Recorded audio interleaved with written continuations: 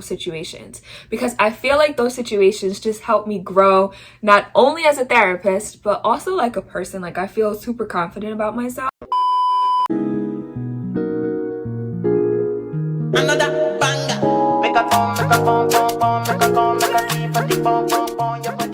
Hi everyone, welcome back to Renee's The OT Chronicles. If you haven't already done so, make sure you hit that like button, hit that subscribe button, and then leave me a comment down below. I'm so happy to have you all here today. And yeah, let's get in straight to today's video. Alright, so for today's video, I'm going to be giving you 5 tips on how to pass fieldwork.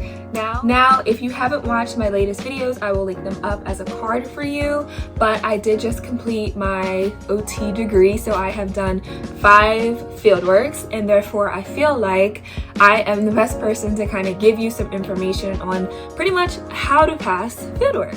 Okay, so we're gonna get straight into this video.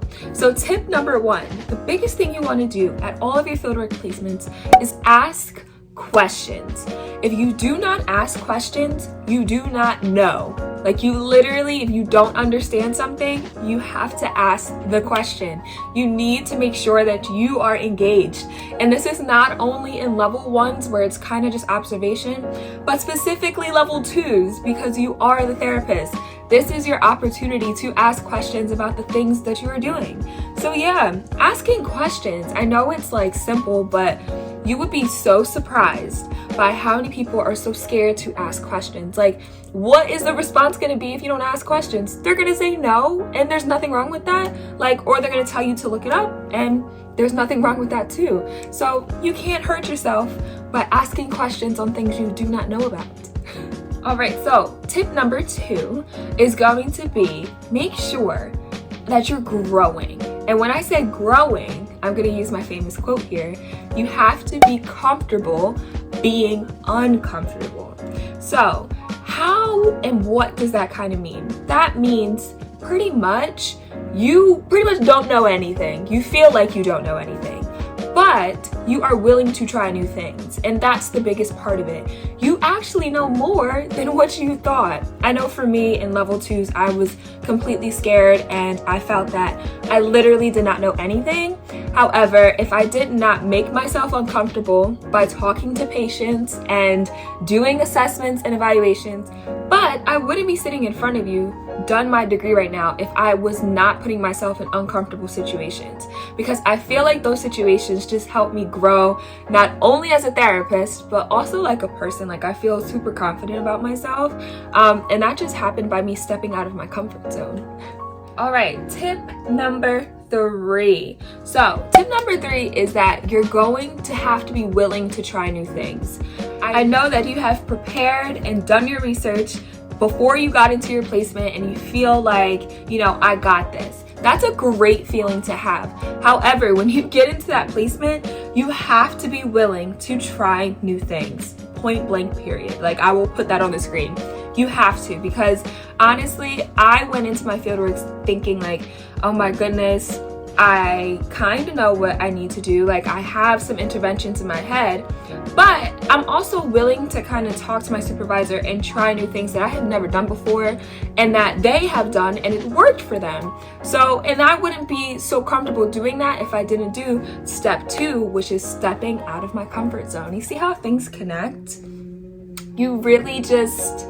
You have to make sure that you're stepping out of your comfort zone, because once you do that, like, that's the biggest thing right there. Once you get over that hurdle, you'll be A1 in fieldwork. All right, so tip number 4 is going to be you need to take initiative. So when I say this, I'm talking in the sense of researching. I'm talking in the sense of preparing yourself before you get to fieldwork. So for me, I literally, my first level 2 was in a school district. My second one was in hand therapy. Those are 2 completely different realms. So I did my own research on protocols, on anatomy, on all these different things before I went to my placement. Now, I will tell you, I did not do as much as I thought, because when I got there, I was like, oh, I need to add way more to this study guide or cheat sheet that I made, because this was like way too much and it took me some time to figure it out. But what saved me and what helped me was that I took the time to prepare myself.